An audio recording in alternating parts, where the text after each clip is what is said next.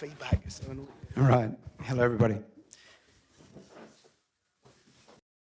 We want Bittunes to do to music distribution what Skype did to telecommunications. It's very easy. Just put it in a nutshell like that. Okay, the core idea just boils down to something very simple. If anyone here knows about the way peer-to-peer networks share files, they share pieces of those files.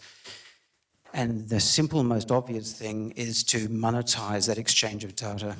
As 5 or 6 or however many peers provide the pieces of digital file to the requesting peer, just meter that exchange and reward those peers commensurate with the amount of digital data that they provided to the new requesting peer. It's that simple.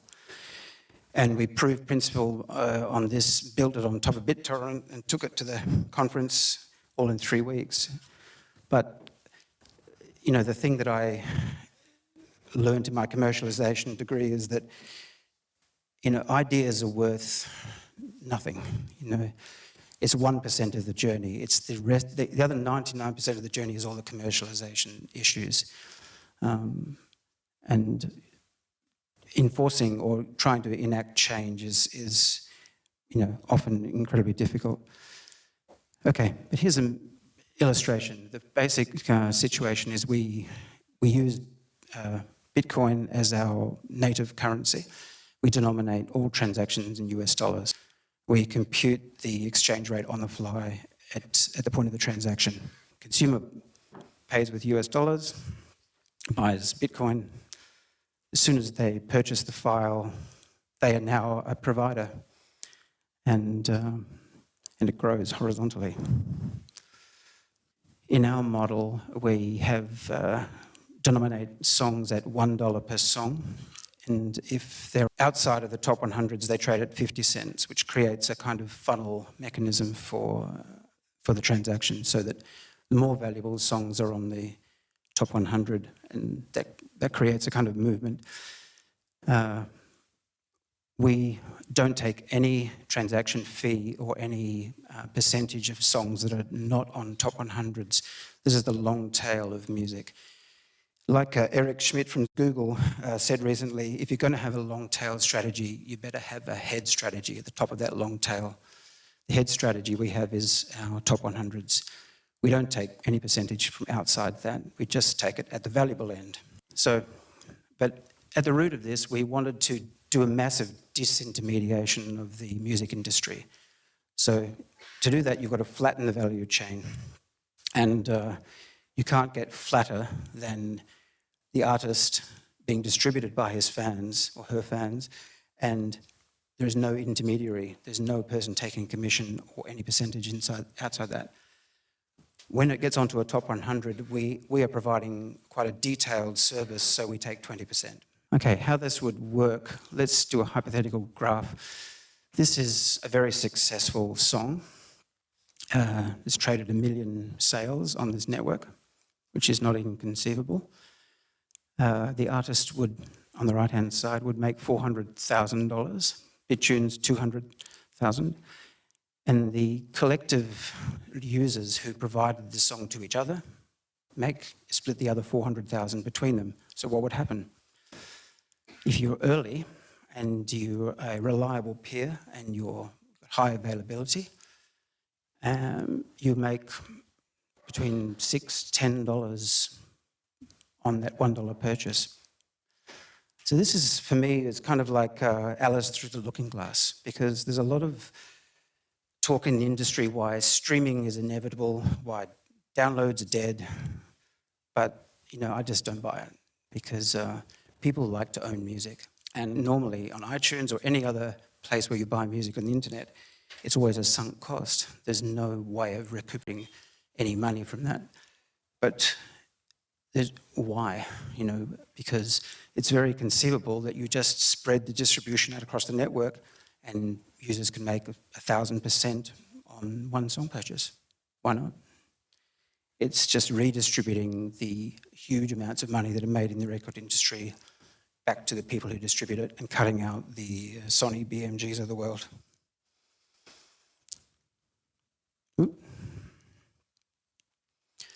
Okay, so I wanted to just skip the other 20 slides that are in this deck and just cut to a bit of the experience that we've had over the last year as we've developed this. We've got an Android application on Google Play in private beta. If anyone's got an Android device that's compatible, and you can approach us and we'll give you an invite. What have we found out? Bitcoin was not designed for micropayments. That was a big eye-opener for us. Basically, we started building our own microtransaction payment server and using Bitcoin J. And 3 or 4 months, into this process, we realised that 2 things are working against micropayments working properly on the Bitcoin landscape. That is the miners, those dreaded miners. They charge transaction fees, which basically mean that microtransactions become very difficult to succeed. So on that aspect, it's very clear to me that you can have a distributed currency and you can have a blockchain, but you don't actually need miners. I mean, think about it. The second aspect of that is that the actual Bitcoin protocol, the micropayments branch of Bitcoin J, is inherently designed to go from client to server. It's looking for a server port. It's not designed to go from server to client. And I find that I was gobsmacked when I realised that, because it's basically taking Bitcoin and looking at it through a web lens, as if the only role for micropayments would be to pay a paywall for Rupert Murdoch or God knows what. Why not the other way? Why can't a server be made using Bitcoin to distribute payments to end users who provide services to the business? There are plenty of examples of this kind of dynamic, but Bitcoin doesn't support it. We don't want to be an alt currency. It's going to shake itself out eventually, but the more currencies that pile into the space, the more confusing it's going to get. And so I'm firmly resisting that, because right from the very beginning, we were looking at the layers on top of this, whatever digital currency prevailed, because it's the services on top that are actually going to help integrate these currencies into the mass market. So if you're interested in getting into developments into this space, I would really recommend that you don't do anything to do with the handling or holding of Bitcoin or any alt currency, or being an alt currency. Think of services that the punters out there actually want to use, and be the facilitator to integrate digital currencies to those people. Don't risk being a digital currency. That's my take anyway. And the other irony for me is, because I've had a long history in being an evangelist for decentralized ecosystems and peer-to-peer technology, is that I've come under a lot of pressure recently to be more decentralized. Why? If I become any more decentralized than we are already, we suddenly have an open network where anyone can seed any music, and we end up with the same mess as LimeWire and all the other peer-to-peer networks got into. There is a place for centralization in decentralized ecosystems. Look at Coinbase, look at the successful Bitcoin businesses that they're providing. Sometimes there is a need for a central point.